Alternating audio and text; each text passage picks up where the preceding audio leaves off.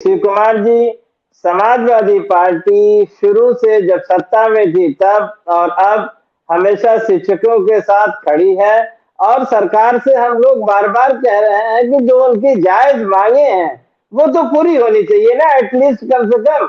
लेकिन सरकार चूँकि ये गूंगी बहरी सरकार है, ये सुनना नहीं चाहती है, ये इसी तरह के धरने और प्रदर्शन को ही शायद पसंद करती है।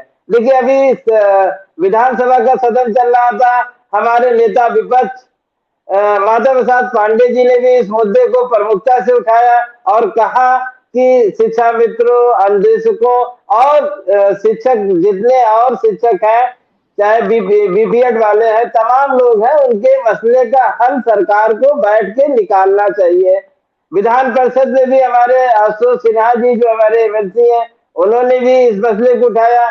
लोकसभा में भी हम लोगों ने हमारी सांसद है केरला की इकरा हसन ने इस मुद्दे को उठाया। तो हम लोग देखिए सड़क पे तो इनके साथ खड़े ही हैं, लेकिन सड़क पे हम जब ज्यादा खड़े हो जाते हैं तो भाजपा को बुरा लगने लगता है। वो सोचती है कि हम इन लोगों को गलत ढंग से प्रेरित कर रहे हैं, जबकि ऐसा कुछ नहीं है। जो इनकी जायज मांगे हैं वो पूरी होनी चाहिए। सड़क से लेके सदन तक समाजवादी पार्टी मॉरली और साथ में खड़ी है, नैतिक रूप से भी साथ में खड़ी है और जहां जरूरत पड़ी संख्या बल की और वो भी खड़ी है और दोनों सदनों में लखनऊ से लेके दिल्ली तक इनके मुद्दे को उठा भी रही है और हमारा इतिहास भी पॉजिटिव रहा है इनके साथ। हमने इनके साथ काम करने की कोशिश करी है, जो हो सका वो दिया है। शायद सत्ता में वापस आते तो और चीजें भी बेहतर होती। आजम खान साहब ने बड़ी बारीकी से अपनी बात रखी, लेकिन आजम साहब सोचिए 9-10 हजार रुपया में क्या करें। ये आज भी कल भी एक भी दिन बाकी नहीं जाता है, मेरे पास सुबह ही दिन निकलते मैसेज आ जाता है कि एक शिक्षा मित्र की जान चली गई। सोचिए आपको सुबह ही एक ऐसा मैसेज आ जाए, फिर आप दिन भर क्या करेंगे। अगर उस बात को आप प्रमुखता से उठा रहे हैं, अगर किसी मुद्दे को, मैं तो 3 वर्ष से इसी पर तपस्या कर रहा हूं, मैंने किसी और ऐसे मुद्दे पर सुबह ही अगर आपके पास एक मैसेज आया कि एक शिक्षा मित्र आज फिर नहीं रहा, या तो आत्महत्या के जरिए चला गया, या हार्ट अटैक के जरिए चला गया, या बीमारी के इलाज के अभाव में चला गया, और अगर इन सब से बच जाए तो ये मैसेज आ जाता है कि एक और शिक्षा मित्र रिटायर्ड हो गया, वो खाली हाथ घर चला गया, और उस सब से बच जाए तो फिर एक मैसेज आ जाता है कि आज घर में सब्जी के लिए पैसे नहीं है साहब, क्या करें, बच्चे भूखे हैं। कितने मैसेज पढ़ोगे आप? कब तक आप हृदय नहीं टूटेगा, कब तक आप बचोगे? शिव कुमार जी, आपकी और आपके चैनल स्पेशल कवरेज न्यूज की इस मामले में जितनी तारीफ की जाए, जितनी सराहना की जाए वो कम है। यकीनन आप चुनाव के दरमियान भी लगे रहे कि शिक्षकों के मुद्दे चुनाव के केंद्रीय मुद्दे बन जाए। देखिए विपक्ष भी चाहता है कि चीजें हल हो, लेकिन ये सरकार संवेदनहीन है, ये बार बार हम लोग कहते हैं। नमस्कार, आप सभी जितने भी शिक्षा मित्र साथी हैं, आप सभी को लेकर एक बड़ी खबर सामने आ रही है। ये खबर आप सभी के लिए बहुत ही महत्वपूर्ण है।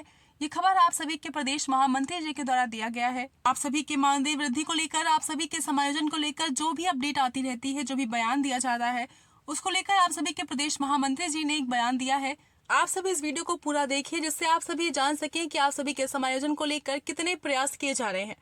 हम लोग तो चाहे उसे आप मजाक में कह लें, क्योंकि ये जो दोनों नेतृत्व कर रहे हैं वो बिना बाल बच्चे वाले हैं, तो शायद उसकी अहमियत वो बिल्कुल नहीं। ये बात मजाक में ही कही जाती है, लेकिन शायद ये कहीं ना कहीं ये भी एक तथ्य है कि उन्हें घर बार चलाने और परिवार चलाने और बाल बच्चों को जो सेवा चलाने के लिए जो रोज की आवश्यकताएं हैं वो शिक्षक कैसे पूरा करे, वो समझ ही नहीं पा रहे। वो कुछ अधिकारियों के चंगुल में फंसे हुए हैं, जो अधिकारी उन्हें राय देते हैं वही वो करते हैं। अब वो अधिकारी ऐसी राय क्यों देते हैं ये बात समझ में नहीं आती है।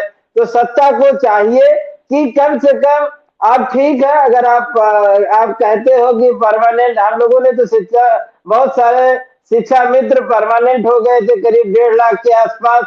आप सोचिए उनको रिवर्स किया और 10,10,000 रुपए पे ले आए, तो उनके साथ कितना बड़ा मतलब अन्याय हो रहा है। एक बार आप पूरी सैलरी पाने लगे, फिर आप 10,000 रुपए पे आ जाए, तो ये तो अपने आप में बहुत बड़ा अन्याय है। और आज की महंगाई में जहां आरबीआई भी खुद कह रहा है कि खाद्य पदार्थों की महंगाई विशेषकर समस्या है, मतलब बाकी महंगाई तो छोड़ दीजिए, लेकिन आरबीआई का मानना है जो खाद्य पदार्थ की महंगाई है वो एक बहुत बड़ा समस्या है। तो सरकार इस बात को ही ध्यान में रखते हुए इन लोगों के जो बातचीत से जो मानदेय तय हो जाए, कम से कम वहां तक ले जाना चाहिए और कोशिश करनी चाहिए कि वित्तीय स्वीकृतियां लेके इनका परमानेंट सलूशन निकाला जाना चाहिए। ये बात हम लोग पूरा विपक्ष मानता है, इंडिया अलायंस मानता है। आशा करते हैं कि हो सकता है कुछ दिनों में समस्या का हल निकले। जो अभी बता रहे थे भाई साहब अभी हमसे तुरंत पहले, ये तो बहुत ही मतलब बहुत ही लीगल और वैलिड पॉइंट्स बता रहे थे। अगर यकीनन 98 में नियुक्ति के टाइम ये तय हुआ है किन्हीं भी चीजों में कि आधा वेतन मिलना चाहिए, तो ये तो बहुत ही वैलिड पॉइंट है। इस पे सरकारों को घेरा जाना चाहिए और मांग की जानी चाहिए कि भाई आप जब तक हमें समायोजित नहीं करते हैं तो कम से कम आधा वेतन देंगे, तो जो टीचर्स की आर्थिक समस्याएं हैं उनका सलूशन निकलेगा। आपने बताया है, मैं यकीनन पार्टी फोरम में भी इस बात को रखूंगा, माननीय राष्ट्रीय अध्यक्ष से भी इस बात की चर्चा करूंगा कि इस तरह के मुद्दों को हम लोग भी वो दें, और जो हमारी लीगल टीम है वो भी क्या कर सकती है उसमें भी हम लोग जरूर देखेंगे कि ये एक मतलब एक बहुत ही वैधानिक पॉइंट हमें नजर आया।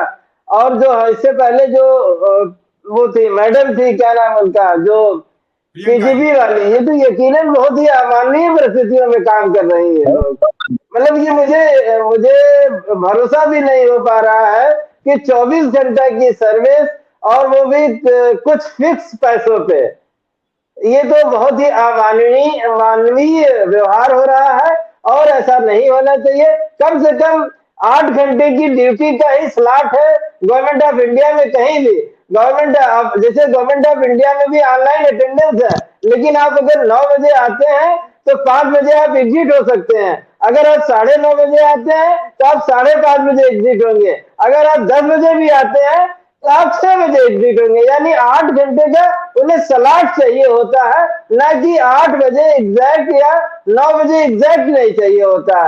तो इस तरह के जो कानून है ये तो बहुत ही अमाननीय है। सरकारों को इस पर विचार करना चाहिए कि इस तरह की चीजें बहुत ही गलत है।